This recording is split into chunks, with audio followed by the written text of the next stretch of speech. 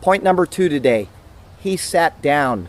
So when Jesus had received the sour wine, he said, "It is finished." And bowing his head, he gave up his spirit.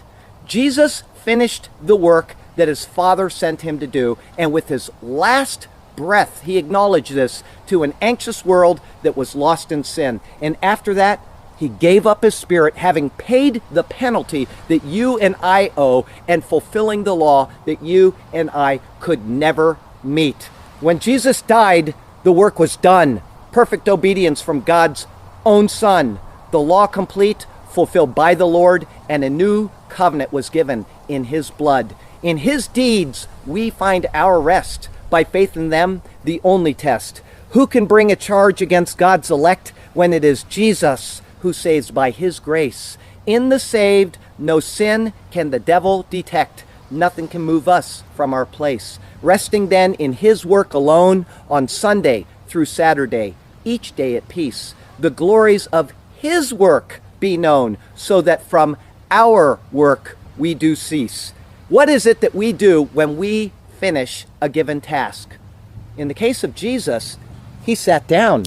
In the temple, there were all kinds of furniture. There was an altar. There were sacrifices that needed to be put onto that altar. There was a laver for washing. There was a table with bread that needed to be changed out at regular intervals. There was a lamp which needed to be filled with oil. And there was an incense altar that needed fresh incense. There were all kinds of things that the priest needed to be done. And this was done morning and evening, day in and day out, all throughout the year. So the priest's work was never finished. And therefore there was no chair in the temple.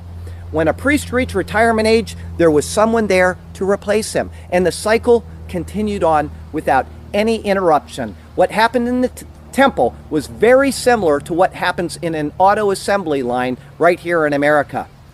Day in and day out, cars are made and people put them out. They spend their lives building these cars and they're putting out new cars every single day.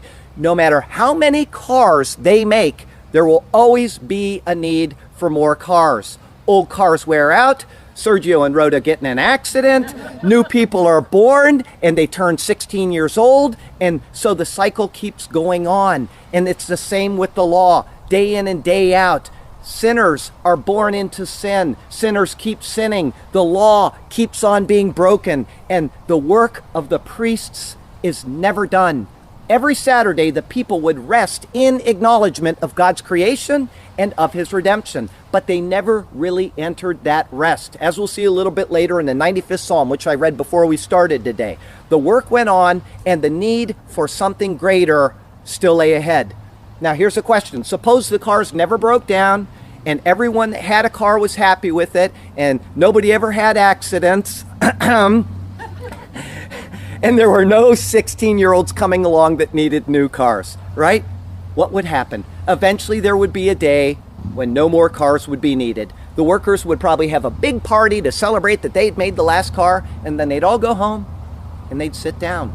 This is what happened with the law of Moses. It was designed specifically with the purpose of ending if it could be fulfilled. But until it was, it kept steaming along from day to day. Enter Jesus Christ. Do not think that I have come to abolish the law or the prophets. I have not come to abolish them, but to fulfill them. The law and the prophets are as binding today as they were at the time of Jesus. Not a letter, not a brushstroke will ever fall from the law, and all people are bound under the law. So if so, why am I arguing that we're free from the law? Because this is what Paul argued in the New Testament. Not that Paul over there, by the way. If you are in Christ, the law is set aside in Christ. Jesus fulfilled the law which we couldn't otherwise fulfill. And the last sin was atoned for. The last car on the assembly line was all finished up.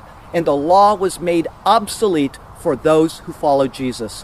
When he finished his work, Jesus Christ did something that no other priest from the time of Aaron all the way down had never done. He sat down. It says in Hebrews 12:2, my very favorite verse in the entire Bible, looking unto Jesus, or if you read the NIV, let us fix our eyes on Jesus, the author and finisher of our faith, who for the joy that was set before him endured the cross, despising the shame, and has sat down at the right hand of the throne of God.